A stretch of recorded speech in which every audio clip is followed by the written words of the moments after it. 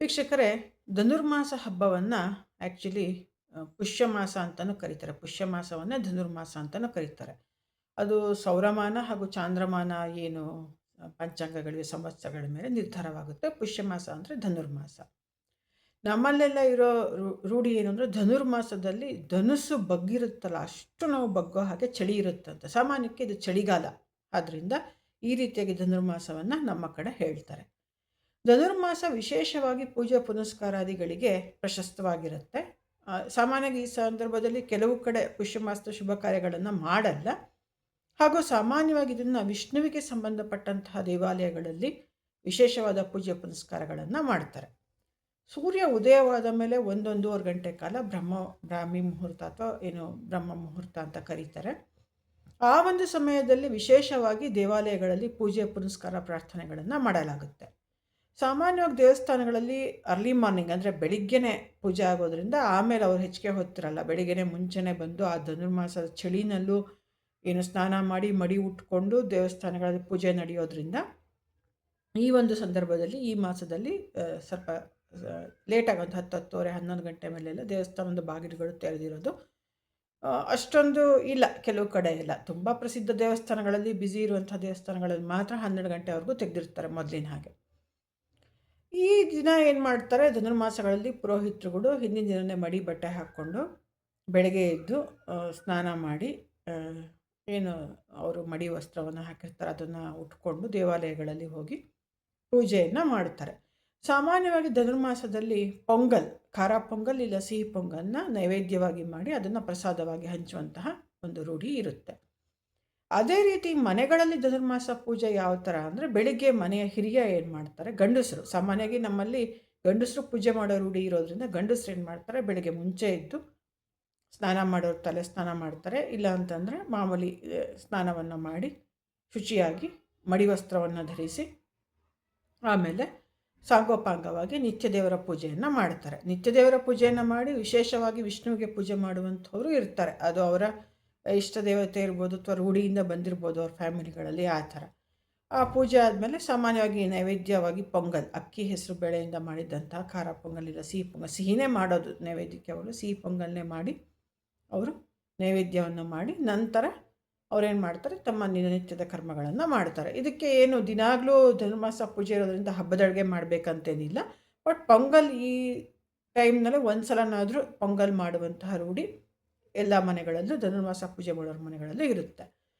ಬೆಳಿಗ್ಗೆ ದೇವರ ಪೂಜೆ ಮಾಡಿದವರು ಆದರೆ ಬೆಳಿಗ್ಗೆನೇ ದೇವಸ್ಥಾನಕ್ಕೆ ಹೋಗಿ ಬರ್ತಾರೆ, ಇಲ್ಲ ಸಂಜೆ ದೇವಸ್ಥಾನಕ್ಕೆ ಹೋಗಿ ಪೂಜೆ ಮಾಡಿಸ್ಕೊಂಡು ಬರುವಂಥ ಸಂಪ್ರದಾಯ ಇರುತ್ತೆ. ಇಲ್ಲ ಒಂದಿನ ಇಲ್ಲ ಧನುರ್ಮಾಸದಲ್ಲಿ ವಾರಕ್ಕೊಂದ್ಸಲನೋ ಅಥವಾ ಯಾವುದೋ ವಿಶೇಷವಾದ ಒಂದು ದಿನವೋ ಅವ್ರು ಹೋಗಿ ದೇವಸ್ಥಾನದಲ್ಲಿ ಧನುರ್ಮಾಸದ ಪೂಜೆ ಹಣ್ಣು ಕಾಯಿ ಮಾಡಿಸ್ಕೊಂಡು ಬರುವಂಥ ಸಂಪ್ರದಾಯ ಇರುತ್ತೆ.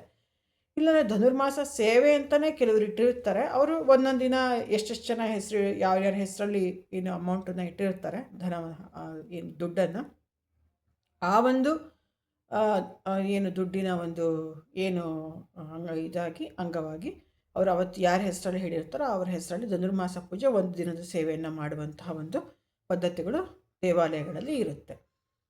ಈ ದೇವಾಲಯ ಆ್ಯಕ್ಚುಲಿ ಧನುರ್ಮಾಸದ ವಿಶೇಷತೆ ಏನಂದರೆ, ಗೋದಾದೇವಿ ರಂಗನಾಥನನ್ನು ಮದುವೆ ಆಗಿದ್ದು ಈ ಮಾಸದಲ್ಲಿ. ಅವಳು ತಿರುಪ್ಪಾವೈ ಅಂತನ್ನೋ ಹೆಸರಿನ ಒಂದು ತಮಿಳು ಶ್ಲೋಕಗಳ ಒಂದು ಸಂಗ್ರಹ ರಂಗನಾಥನ ಮೇಲೆ ಬರೆದು ಅದನ್ನು ಹೇಳಿದ್ರಿಂದ ರಂಗನಾಥ ಅವಳನ್ನ ಮದುವೆ ಆದ ಈ ಮಾಸದಲ್ಲಿ ಅವಳು ಭಕ್ತಿಯಿಂದ ನಡ್ಕೊಂಡಿದ್ದಕ್ಕೆ ಅಂತ ಒಂದು ಕಥೆ ಇದೆ. ಹಾಗಾಗಿ ಸಾಮಾನ್ಯವಾಗಿ ಶ್ರೀ ವೈಷ್ಣವರು ಮತ್ತು ವಿಷ್ಣುವಿನ ಭಕ್ತರು ಈ ಮಾಸವನ್ನು ವಿಶೇಷವಾಗಿ ಪೂಜೆ ಮಾಡ್ತಾರೆ. ಮಹಾವಿಷ್ಣುನ ಎಲ್ಲ ದೇವರಿಗೂ ಪೂಜೆ ಮಾಡ್ಬೋದು. ಆಮೇಲೆ ನನಗೆ ಅಯ್ಯಂಗಾರೊಬ್ಬರು ಹೇಳಿದ್ದೇನೆಂದರೆ, ಈ ಮಾಸದಲ್ಲಿ ವಿಷ್ಣುವಿನ ಪೂಜೆಯನ್ನು ಮಾಡಿದ್ರೆ ಅವನು ಏನು ಕೇಳಿದ್ರು ಕೊಡ್ತಾನಂತೆ. ನಮ್ಮ ಮನೋಕಾಮನೆ ಏನಿದ್ರೂ ಸಹಿತ ಅದು ನೆರವೇರುತ್ತೆ ಅನ್ನೋದು ಒಂದು ಪ್ರತೀತಿ ಇದೆ. ಹೀಗೆ ಧನುರ್ಮಾಸದ ಬಗ್ಗೆ ವಿಶೇಷವಾದ ಆಚರಣೆಗಳಿವೆ. ನೀವು ಪೊಂಗಲನ್ನು ಮನೆಯಲ್ಲಿ ಮಾಡಿದ್ಮೇಲೆ ಅಕ್ಕಪಕ್ಕದವ್ರಿಗೆ ಹಂಚ್ಬೋದು, ಮುತ್ತೈದೆಯರನ್ನ ಕರೆದು ಕುಂಕುಮ ಕೊಟ್ಟು ಕೊಡ್ಬೋದು.